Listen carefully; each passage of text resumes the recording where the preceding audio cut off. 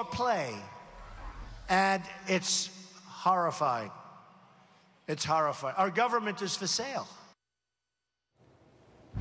Donald Trump is accusing Hillary Clinton and her aides of taking advantage of her position while Secretary of State to do favors for the Clinton Foundation's donors based on new emails that were just released. And, well, got to tell you, Donald Trump is not alone. A new report reveals the FBI officials there wanted an investigation into whether there was a criminal conflict of interest between the State Department and the Clinton Foundation. But that was thwarted by the Justice Department. Joining me now, Lauren Ehrsam is back along with Kendall Coffey. Lauren, let me start with you on this one. It's maybe she's dodged a bullet within the Justice Department, but these allegations are damning, and it feels like there's a lot of dots to connect. It does seem like it's a lot of dots to connect, Charles. You know, the thing is, it's entirely possible that pay for play wasn't occurring, but we don't actually know, because the reality is there are tens of thousands of emails, maybe hundreds of thousands of emails that have been deleted.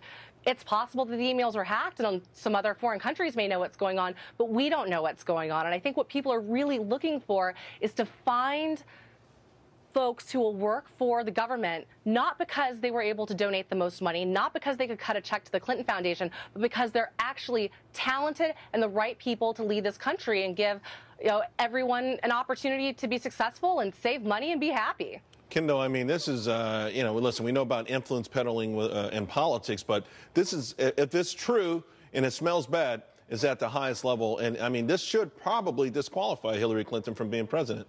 Well, that's going to be a matter for the voters to decide, because, as we know, political favoritism, even when the engines of favoritism are fueled by high-octane campaign contributions or other financial contributions, simply aren't a crime. Wait a minute. Pay to play is legal? If you don't have a specific pay for a specific play, there's plenty of cases where what seem to be sort of cronyism things don't become a crime. We all know about the Supreme Court decision, very recent, in the case of former Governor Bob McDonnell. Yeah, there was influence, there was lobbyists, there were $175,000 worth of goodies, but the Supreme Court said you don't have a specific quid pro quo, you don't have a crime. And yet, Lauren, the FBI, a lot of folks at the FBI thought at least there was enough of a smoking gun here to warrant a greater investigation. And by the way, there was a redacted name that it would be fantastic if the American public knew who that person was, so we could find out if indeed there was a payoff for their request. It would be fantastic if we knew who that person was, so we could put together the pieces and really get to the root of what is in fact driving the Clintons.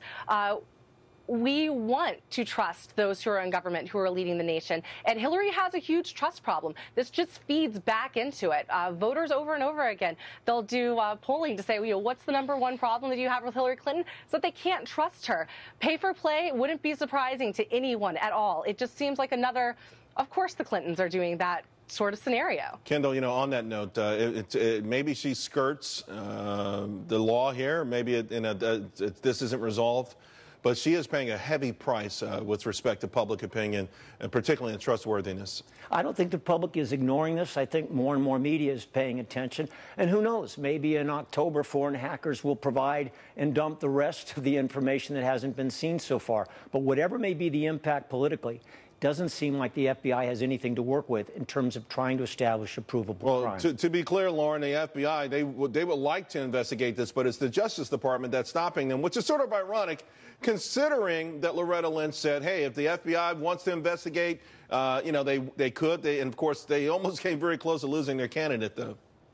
They did almost come very close to losing their candidate. I mean, we've already seen in this election cycle, just in the last few weeks, that the Clintons are willing to go on airplanes with minimal people around to have backdoor conversations. It's really tough to believe what the Clintons are saying. The FBI, very likely, if there are agents who are willing to recommend that the DOJ needs to pursue charges, the DOJ not pursuing charges, it smells more of a political decision than it actually does a actual decision based on the evidence. All right, the guys. FBI would unlikely to have made that recommendation otherwise. Let's leave it here. Kendall, maybe there will be some additional leaks. Thanks a lot, guys. Have a great weekend. Okay, thanks. All right, we got the consumer confidence number out.